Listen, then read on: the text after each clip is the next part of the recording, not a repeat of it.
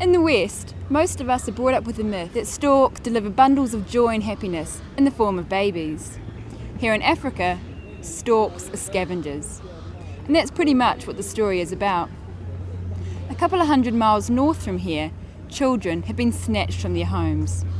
They are then brainwashed, trained to be child soldiers and sex slaves, and prevented from returning home by being forced to kill within their own communities. We're going to be travelling along with Simon Watts, a graphic designer from the UK, to find out it is in fact possible to break this cycle of violence. So here we are in Uganda, and where are we heading to today? Gulu. We're heading to Gulu, Northern Uganda. And what's the project that we're going to visit? It's a project called Hope North, and it's a centre run by Sam Akello, who's a prominent Ugandan artist and a director of the Dairy Troupe, which are a troupe made from child soldiers.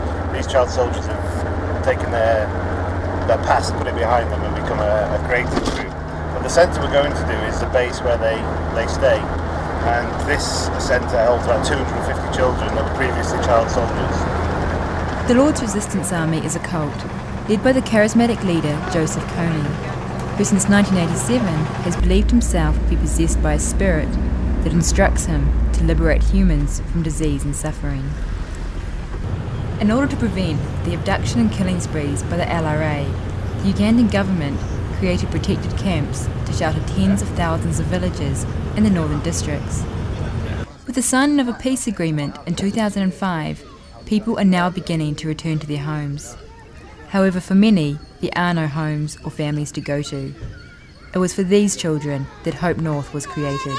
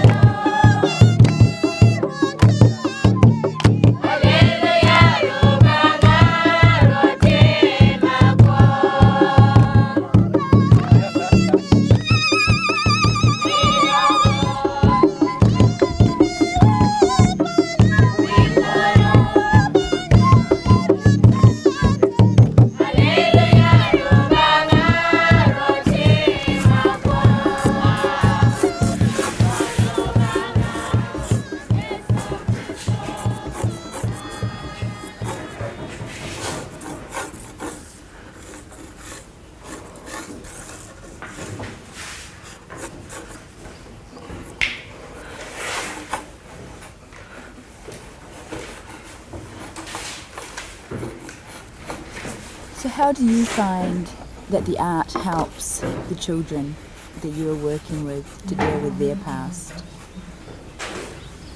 Yeah, you know, these children, they're also talented. They have a lot of thoughts in arts. Now, sometimes they are now trying to interpret or they want to make their past experience in drawing. Then my feeling is like this drawing, if you see,